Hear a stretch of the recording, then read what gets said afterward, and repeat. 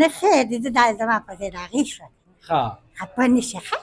دا ځان له مې سوال کړي د خو څو هغه دغه شان دي نو تا ته ښه پته دي بس ګرانو کتونکو علب خان شیرپا ویلفیر فاونډیشن په دغه رمضان مبارک کې روان دی اختر ته یو ورځ پاتې ده او دغه تقسیم سلسله بیا هغه کونډې چې هغه د خپلو بچو دپاره کپړې غواړي هغه تورسرې چې هېڅوک سهاری نشته دي نو دا یو مور وی ما وي چېرته په ژوند کې کپړې نه دي ګنډلې داسې ژوند کې مې خدای ګزوي خو جامې مې اچوله تا ته مې سوال وکړه الله دې قبول او منظور کړه الله له دې نه ډېر شته درکړه او خدای مه خفه کوه موږ له هم ډېره سودا راکړه روژه راباندې ډېره ښایسته تېره شوه روژه دې ښکلې تېره او شوه شکر روژې هم دې یوړې هر څه مې یوړې اومې هم دې یوړې پخې هم دې یوړې پخې مې یوړې اوړه مې یوړې کجورې مې یوړې ټینګوړې مې یوړې هر څه مې بیا یوړې ولې به پرې دروغ وایم الله دې سره ډېر ښه وکړه ټوله روژه ښه ښکلې تېره ډېره ښایسته تېره شوه الله خدای نو تا وی که نه دا خو ونیسه دا ونیسه ځان سره کرایان هم د ډېر ولګولې او دا والا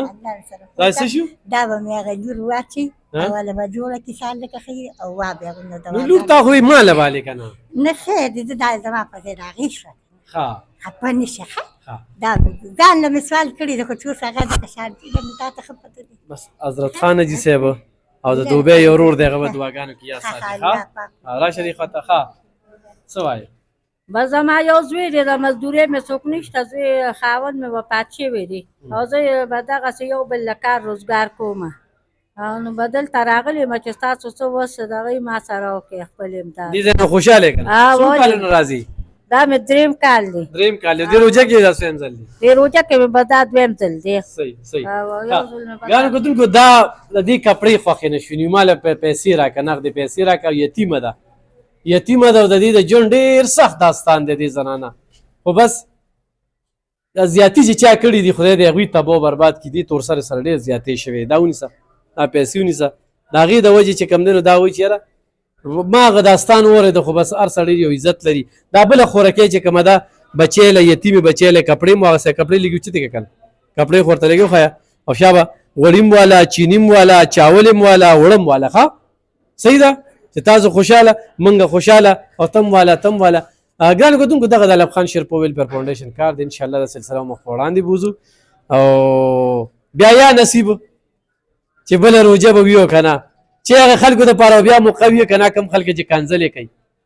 کم خلک چې ټوله روژه مشغول او زما ګناهونه رجوي زه یم چې هغوی دپاره خدای بیا مې ژوندی لري چې بله روژه کې بیا دې خلکو له ښه بېدرېغه دار څه ورکړم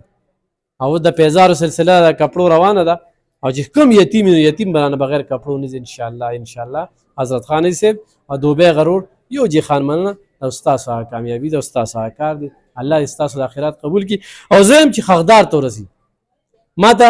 15,000 چې کومه ده نو سرسایه وه داسې حقدارو ته مې ورکړه بلکې نن د مونځ مې کوو اوس د غرمې مونځ مې کوو او چې کوم صف کې ولاړ وم نو دې خوا کې مې معذور و نو بس ډېر خوشحاله شوم پیسې مې راویستې هغه ته مې جیب کې کېښودلې داړه مې خوشحاله شو چې ډېر زیات حقدار ته مې ورسو دغه شانتې هغې سکول کې هغه یتیمخانه کې هغه سټاپ له چې کوم دی کپړې یا یتیمانې وې